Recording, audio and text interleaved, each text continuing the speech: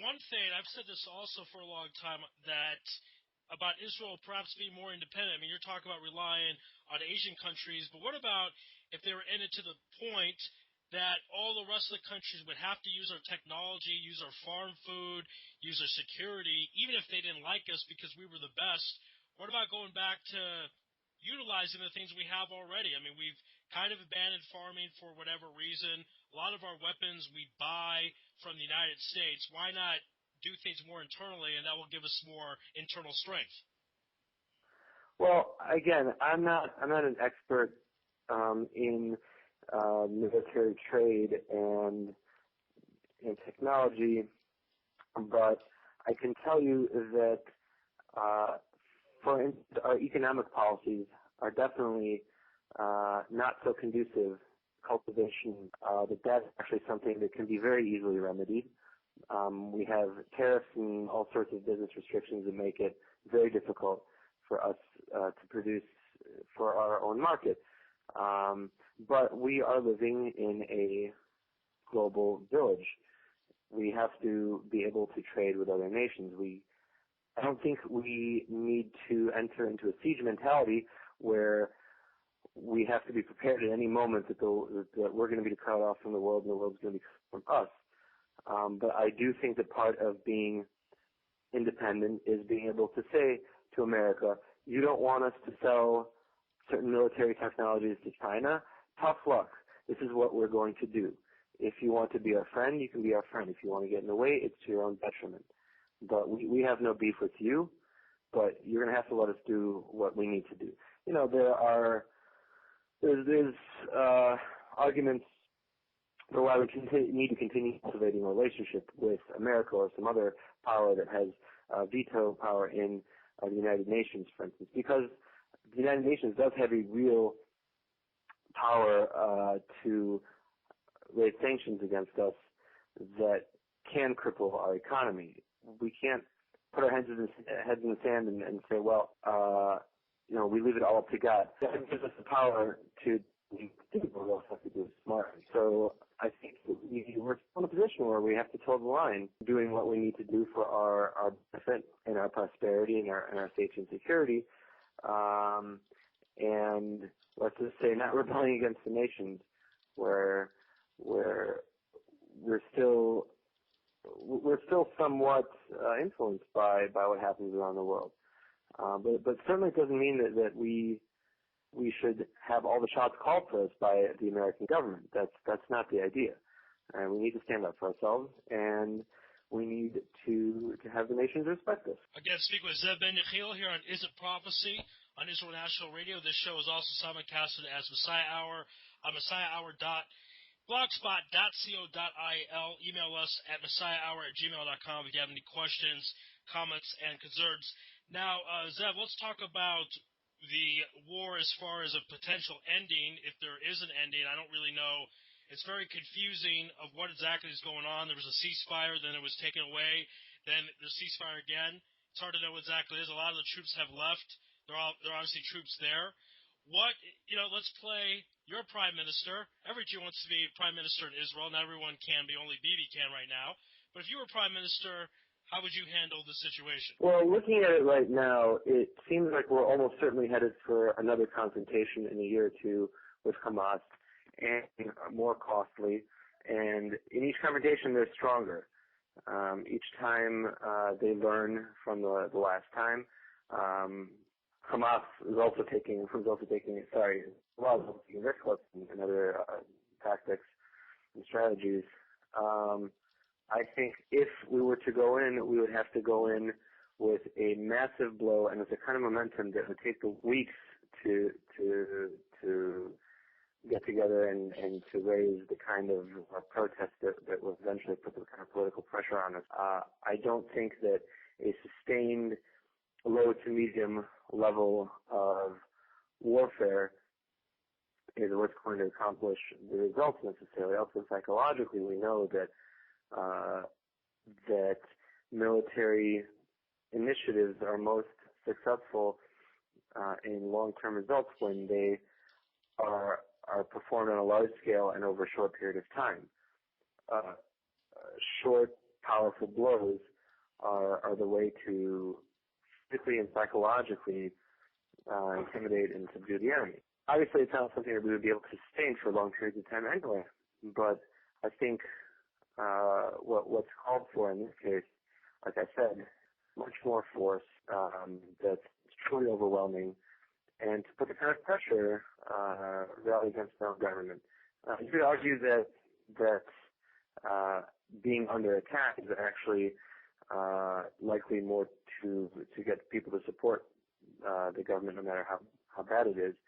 But certainly measures like cutting off the electricity, that is something that would actually be a catalyst for regime change, toppling the regime.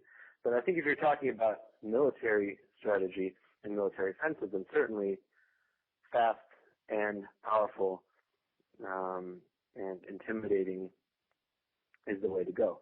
I think part of the reason actually that we were successful in our Hasbara efforts from the outset, or at least most of the time, is because the world was a little bit in awe. They were taken aback by the strength of our offensive, even if it wasn't as strong as it ultimately should be.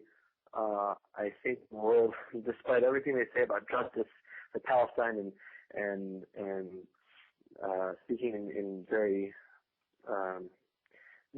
self-righteous moral tones, the world respects power.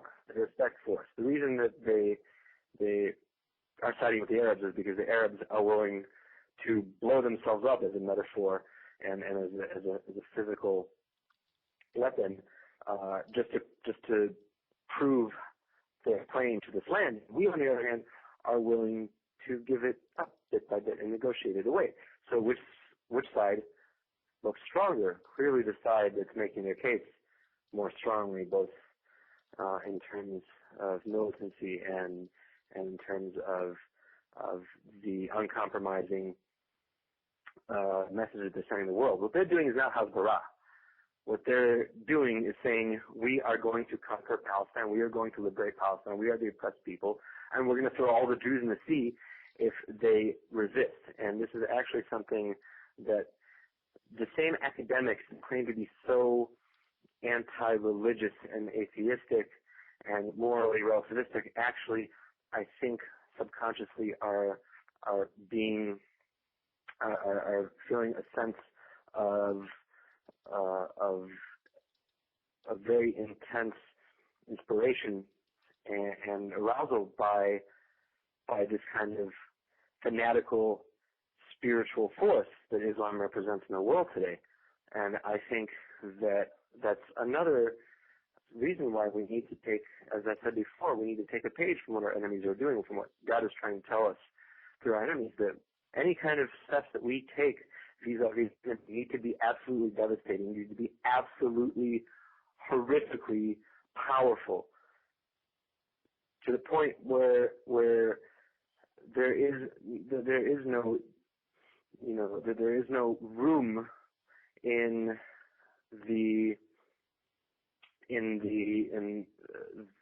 there's going to be no, let's say, vacuum, right? There's going to be no ideological vacuum in the world media to be able to jump in and attack us. When we are on the offensive, then, as we were, let's say, in '67, when, first the world was sort of getting ready for us to die, and then all of a sudden we started taking major tuchus, and all of a sudden the nations of the world were galvanized to support us.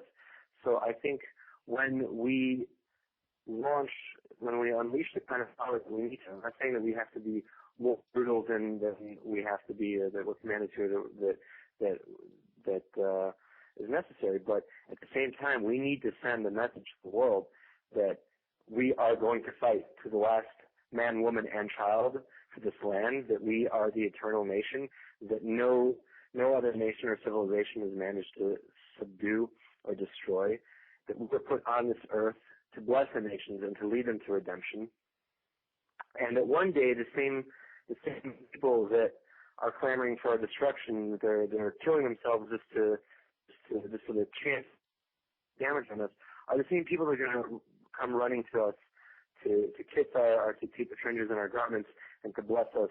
All right. Now, Zev, I want to talk about this electricity thing because this is an idea that a lot of people post on Facebook and media, etc. I did. I mean, I'm no military expert. I didn't do the Israeli army, but it does seem pretty common sense to do what you said about turn off electricity. That would solve the problems.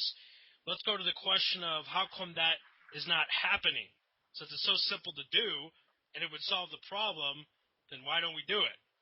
Well, I don't think anyone can answer that question who is not close to the prime minister, not close to the quarters of power and the decision makers. It was something that was definitely discussed, I know that, and apparently there was power cut off in certain neighborhoods, including Small Chanias, if I'm not mistaken. But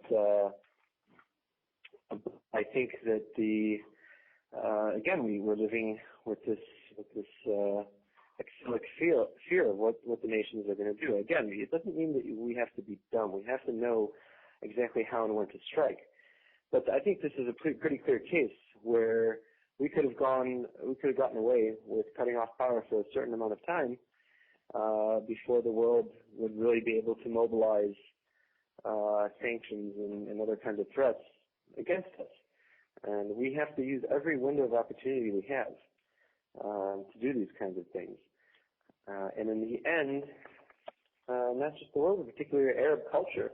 Okay, so I think that is one of the main issues with the Western world, democracy in the United States, thinking that their ways will work in the Middle East, but that is really not the case because the Middle East has a different values, especially the Arab world. They have different set values than the Christian world in the United States, correct? Well, I could tell you the Arab world has a very, very different mindset and set of values than the modern Western world. I don't think we can use the term Christian to apply to most of the West, certainly not Europe. I think one of the problems is that Europe has abandoned its spiritual Judeo-Christian roots, which is what has allowed Islam to come in and fill the spiritual vacuum. I think just like say in physics, nature pours a vacuum, human nature also pours a spiritual vacuum, and I think that's what's happening a lot in the West. But yes, to answer your question, the policy of the United States and the West seems, and particularly the United States, I'd say more than Europe, is that we need to impose Western secular democracy on Middle Eastern, largely religious cultures, and I think that that's pure folly. I think it's incredibly short-sighted, and I think it also reflects a certain degree of arrogance that we can say, okay, this is the secular Western democratic way is the way for the whole world. Well, let the rest of the world decide what's good for them. What works for one country and one part of global civilization isn't necessarily what works for the rest of the world. And I think the more we try to impose secular leadership on populations that really don't want one so much, the more we're going to see things like ISIS and what happened in Libya and Tunisia and Egypt, and what's happening in Syria today, what happened in Iran in 1979. We have so many lessons from the last few decades of what happens when we try to westernize and secularize the Muslim world. I think what needs to happen instead is the cultivation of moderate Muslim governments. Now, I've been to Turkey, and there's a lot of problems with their government, and there are some elements within it that are becoming more Islamicized, but it's an example that you can have a country full of Muslims that isn't radical, and there are other singular examples of it in the world, and I think that what we do need to really start focusing on is encouraging the growth of moderate Islamic movements. I think today we see Islam as a radical force, as a fanatical force, and I don't think it needs to be that way.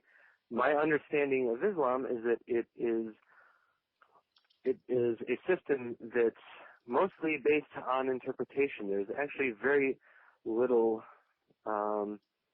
canonical liturgy there, or I should say, there's very little of Sharia law that's based on the written text, on the written Quran, like we have in Judaism. The set of halacha, theirs is not nearly as universally binding. There's a lot of different sects running around in Islam, and I think in a way it presents us with more opportunity to encourage those streams of Islam that are more moderate. And I know that it may be a tall order today to try to envision an Islamic world that can be moderate. But I think that's what we need to do, because the alternative is just going to be a continuation of this clash. Yeah, and I think, and this is the final question we'll have for you, is David Suessa brought up this point. He is the owner of the Jewish Journal in Los Angeles, that I don't know if there is a conclusion in that the Arab world, their values are a lot about respect and not so much money, which is ironically part of the reason why a lot of the Arab world is very impoverished. And you can't necessarily buy them off. You can't necessarily give them things. They don't like us here. They don't like the Jews being here because we disrespect them by making this land so good, by making all these inventions. We show them up, if you will. And I don't know if there really is a solution. And I know people might not want to hear that, but I don't know. What do you think? Give us your final thoughts on that. I think the solution is all inside of us. If we are Torah observant and Torah believing Jews, then we have to believe that the redemption will come, and that we are going to be critical agents in its arrival, that we're going to be the key players.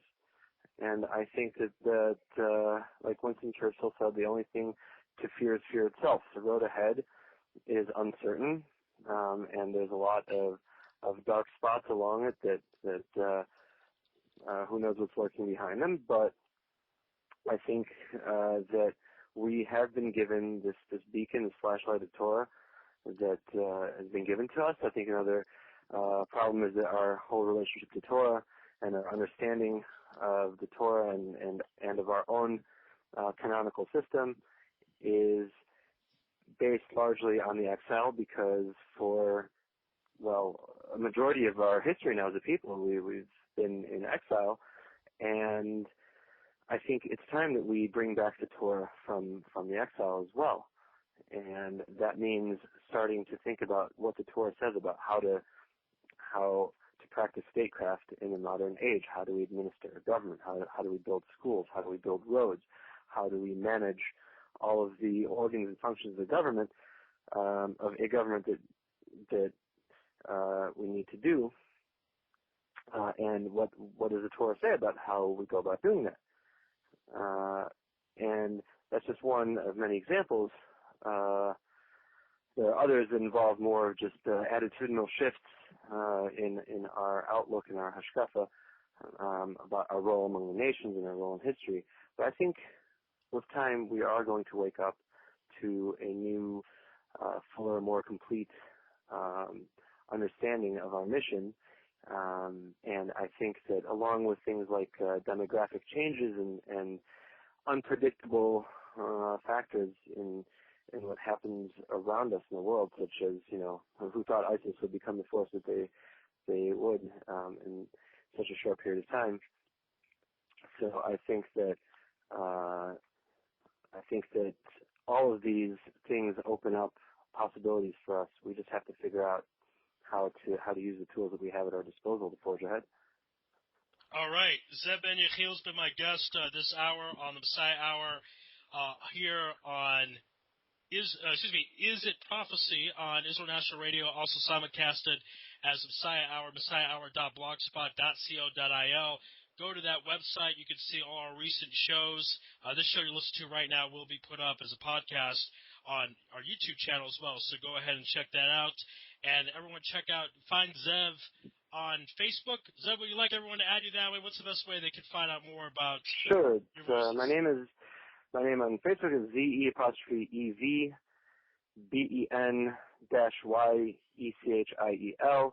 I also have a blog on Times of Israel, and I'd be happy to hear from anyone else at my email at zeev613@gmail.com. All right, Zev, thank you so much. We appreciate it. Thank you. It was a pleasure, Ari. All right, that's going to conclude my show. Again, thank you for listening, and thank you to our special guest, Ze'ev Ben Yechiel. This has been another episode of Is It Prophecy here on IsraelNationalRadio.com. Shabbat Shalom.